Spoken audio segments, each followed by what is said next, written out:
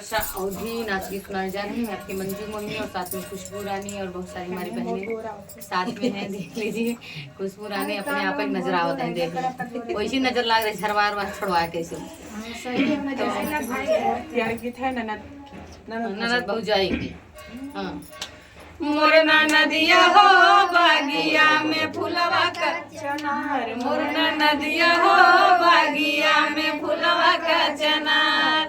फूलवा में तोड़ी तोड़ी ढेलरी में भरली, फूलवा में तोड़ी तोड़ी ढेलरी में भरली, मोरना नदिया हो फूलवा है बड़ा रसेदार, मोरना नदिया हो फूलवा है बड़ा रसेदार, मोरना नदिया हो बागिया में फूलवा का चनार, मोरना नदिया हो बागिया में फूलवा का चनार, फूलवा के रस से मचुनरी रंगावले, फूलवा के रस से मचुनरी रंगावले, मोरना नदिया हो चुनरी भइल चटकार, मोरना नदिया हो चुनरी भइल चटकार, मोरना नदिया हो बागिया में फूलवा का चनार, मोरना नदिया हो बागिया में फूलवा का चनार, चुनरी पहिरी हम गइली बजरिया,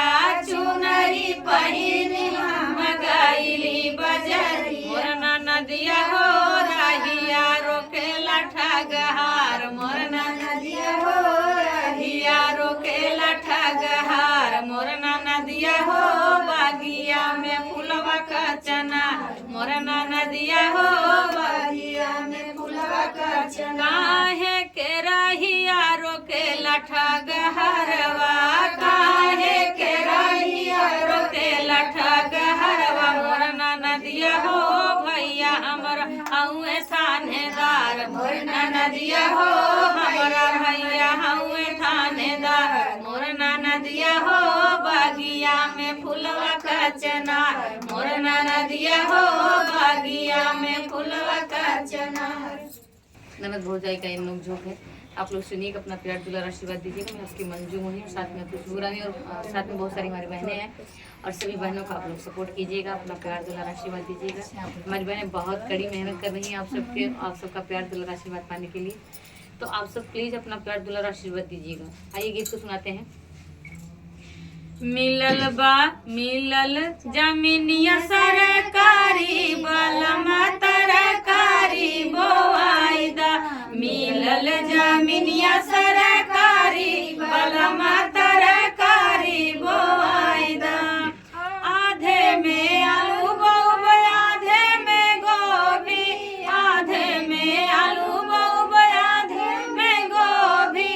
आधे पे रखब पलिहारी बलमा तरकारी बोआइदा, आधे पे रखब पलिहारी बलमा तरकारी बोआइदा, मिलल जमीनिया सरकारी बलमा तरकारी बोआइदा, मिलल जमीनिया सरकारी बलमा तरकारी बोआइदा, आलू गोभी ननदी के पठौबै, आलू गोभी ननदी के पठौबै, आधा देबै पटीदारी बलमा तरकारी बोआइदा,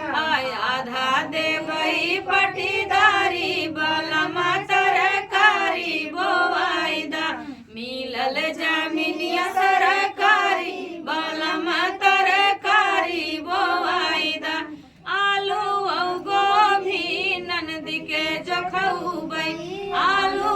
गोभी ननदी के जोखौबै, भैया के देबै निशानी बलमा तरकारी बोआइदा, भैया के देबै निशानी बलमा